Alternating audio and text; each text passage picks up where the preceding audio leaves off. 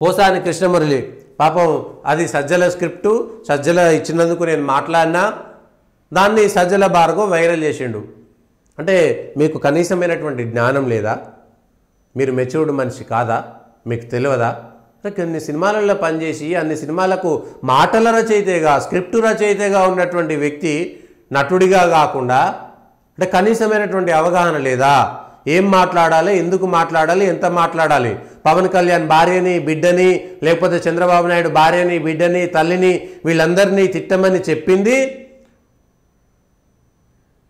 సజ్జలనా? లేకపోతే వాళ్ళ వైఎస్ఆర్సీపీ వాళ్ళు తిట్టారంటే మీరు తిట్టారా?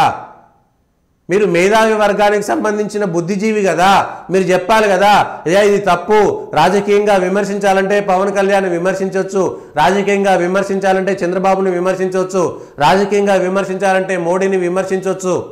ఈ విషయాలన్నీ చెప్పాలి కదా. ఈ విషయాలు ఎందుకు చెప్పట్లేదు? ఈ విషయాలు మీరు వాళ్ళకి చెప్పాలి కదా. మీరు మేధావి కదా. వాళ్ళు తిట్టమంటే తిట్టి నాకు సంబంధం లేదంటవా అంటే రేపు పొద్దుగాల వాళ్ళు చంపమంటే చంపుతావా? పోయి వాళ్ళు చంపమంటే పోయి చంపేసి వస్తావా? అట్లయితే అది నీదే తప్పు. వాళ్ళది ఎందుకు తప్పు అవుతుంది? ఏ బుద్ధి లేనటువంటి వాడైతే అట్లాంటివి మాట్లాడంటే మాకేం తెలియదు, పైనోడు ఆదేశం ఇచ్చాడని చెప్పుకోవచ్చు. లేదు హైరార్కీ అంటే ఎస్పీ చెప్పిండంటే సిఐలో ఇంకో కానిస్టేబుల్లో పైన ఉన్నటువంటి అధికారుల ఆదేశాలను శిరసావహించడమని చెప్పొచ్చు. లేదా మంత్రి గారి ఆదేశాలను శిరసావహించడం కాబట్టే తప్పైనా చేసినామని ఈ మిగిలిన కేసులలో ఉన్నటువంటి అధికారులు ఐఏఎస్లు చెప్పుకుంటున్నారు. మీకేమైంది? అది రాజకీయం కదా, మాట్లాడింది మాటలు కదా, కనీసం వాటిపైన అవగాహన లేదా? ఏం మాట్లాడుతున్నావో తెలియలేదా? నీకు భార్య బిడ్డలు ఉన్నారనేటువంటి విషయం గుర్తుకు రాలేదా? పోసాని కృష్ణమురళి మాత్రమే కాదు, ఆ దిశలో ఆ స్థాయిలో ఆ రీతిలో ఎవరు మాట్లాడినా తప్పే, ఏ రాజకీయ నాయకుడు మాట్లాడినా తప్పే. కనీసం అవతల వారిని నువ్వు అనాలంటే కూడా అరే అవతల వారిని అగౌరవపరిచినాం కదా, నువ్వు అన్నాం కదా, వాళ్ళని గౌరవించాలి కదా, ఏకవచనంతో సంబోధించడం కదా, మాట్లాడేటప్పుడు అయ్యో మీరు అనాలి కదా.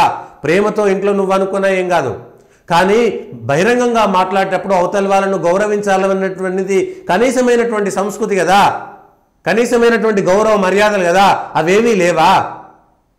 మరి వందల సినిమాలకు నేను రచయితగా పనిచేసిన అని చెప్పారు కదా, అంటే మీరు సినిమాలలో కూడా ఇట్లా బూతులను ఇట్లా పనికిరాని సంబంధాలన్నింటినీ ప్రోత్సహించినట్టేనా? సినిమాల ద్వారా సమాజానికి చెడ్డ పేరు తీసుకురావడానికి ప్రయత్నం చేసినట్టు కదా మీరు. ఇంకెవరో సినిమా నిర్మాతను దర్శకుడు చెప్పినందుకు పనికిరాని సంబంధాలన్నీ రాసినట్టే కదా. ఏం తప్పు చేసిందండి? పవన్ కళ్యాణ్ బిడ్డను తిట్టిరు. పవన్ కళ్యాణ్ని విమర్శించడంలో తప్పలేదు. మీరు రాజకీయంగా ఏ పార్టీనైనా విమర్శించవచ్చు, కానీ దానికి ఒక పద్ధతి ఉంటుంది, దానికి ఒక పాడు ఉంటుంది, దానికి ఒక హద్దు ఉంటుంది. ఏ హద్దులు లేకుండా హద్దులు మీరిపోయి అవతల నాయకుల పడక గదుల్లోకి వెళ్ళి మాట్లాడి విమర్శించేటువంటి తీరు ఏ విధంగా మీరు సమర్థించుకుంటారు ఇవాళ? అది సజ్జల చేసిండా, ఇంకొకరు చేసిరా, లేకపోతే ఇంకెవరైనా ఇచ్చిరా? రేపు ఒప్పుకుంటాడా సజ్జల? ఈ విషయాన్ని ఒప్పుకుంటారా ఆయన? నేనే రాసిచ్చిన అందుకే అని ఇంత దారుణానికి ఒడిగట్టడానికి వ్యక్తిగతంగా మీరు వ్యక్తి కాదా? మీకు లేదా ఆత్మ? ఎవరు మాట్లాడినా, అది ఏ స్థాయిలో ఉన్నటువంటి వాళ్ళు మాట్లాడినా, ముఖ్యమంత్రి ప్రధానమంత్రి ఎవరైనా సరే, అరే ఒక మాట మాట్లాడేటప్పుడు, ఎందుకంటే అన్న మాట మళ్ళీ వెనక్కి తీసుకోలేము, అది ప్రజల్లోకి వెళ్ళిపోతుంది. కాబట్టి ప్రతి మాటను జాగ్రత్తగా వాడాలి, పొదుపుగా వాడాలి. జంతువులకు మనకున్నటువంటి తేడా ఏమిటి? మరి పశువులకు మనకున్నటువంటి తేడా ఏది? మనుషులు మాత్రమే జ్ఞానవంతులు కదా, సంస్కారవంతులు కదా, మనం సంస్కారం నేర్చుకున్నాం కదా. పశువుల్లాగా చిత్తకార్త కుక్కల్లాగా ఏది పెడితే రోడ్ల మీద చేయట్లేదు కదా. మనుషులు జ్ఞాన సంపన్నులుగా మారిన తర్వాత, బుద్ధిజీవులుగా మారిన తర్వాత, సంస్కారవంతులుగా మారిన తర్వాత, మెదడు ఉన్నదన్న తెలిసిన తర్వాత ఆ స్థాయిలో ఉండాలి కదా, మనము ఆ పద్ధతిలో ఉండాలి కదా. అనాగరికత నుంచి నాగరికత దాకా మనుషులు ఎందుకు వచ్చిర్రు?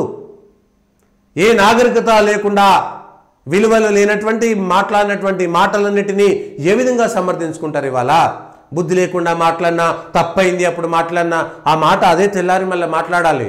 అంటే మీరు ఇవాళ అరెస్ట్ అయినప్పుడు మాత్రం కానీ మీకు తెలియలేదన్నమాట, ఏడాది 2 ఏళ్ళ తర్వాత మీరు మాట్లాడినటువంటి విషయం తప్పు అనేటువంటిది. ఏ రాజకీయ నాయకుడైనా దేశంలో ఇది చాలా దారుణంగా ఉన్నది, దేశంలో ఇది చాలా దారుణంగా ఉన్నది. ఏ పార్టీల నాయకులైనా దిగజారిపోతున్నారు. తమ అవసరాల కోసం, తమ రాజకీయ పబ్బం గడుపుకోవడం కోసం, పదవులు నిలుపుకోవడం కోసం, పదవుల్లోకి రావడం కోసం, కుర్చీలను కాపాడుకోవడం కోసం, 4 డబ్బులు సంపాదించడం కోసం ఇష్టానుసారంగా రాజకీయ నాయకులు కన్ను మిన్ను కానకుండా మాట్లాడాల్సినటువంటి మాటలకు పదాలకు ఉండేటువంటి అర్థాలు కూడా తెలియకుండా ఇష్టానుసారంగా మాట్లాడడం ఏ పార్టీ నాయకుడైనా, ఏ పార్టీలో ఉన్నటువంటి వాళ్ళైనా, జాతీయ పార్టీలైనా, స్థానిక పార్టీలైనా, ప్రాంతీయ పార్టీలైనా, మత పార్టీలైనా, ఏ పార్టీలైనా సరే జాగ్రత్తగా ఉండాలి. ఎందుకంటే ప్రజాస్వామ్యము, రాజ్యాంగం పనిచేయట్లేనటువంటి విషయం అర్థమైపోతుంది కదా. ఒక వ్యక్తి అవతల వాళ్ళని విమర్శించవచ్చు. ఒకడేమో రాముడిని తిడతాడు, ఒకడేమో కృష్ణుడిని తిడతాడు, ఒకడేమో దేవుళ్ళని తిడతాడు, ఒకడేమో అవతల వాళ్ళ పెండ్లాలని పిల్లల్ని తిడుతుంటారు. ఇది ఆ దారుణం. ఇంతకంటే దిగజారుడు రాజకీయాలు ఇంకేమైనా ఉంటాయా? ఇది చేసి మళ్ళీ ఇవాళ ఎవరైనా కనీసమైనటువంటి జ్ఞానం ఉన్నటువంటి వాళ్ళు మాట్లాడేటువంటి మాటనేనా?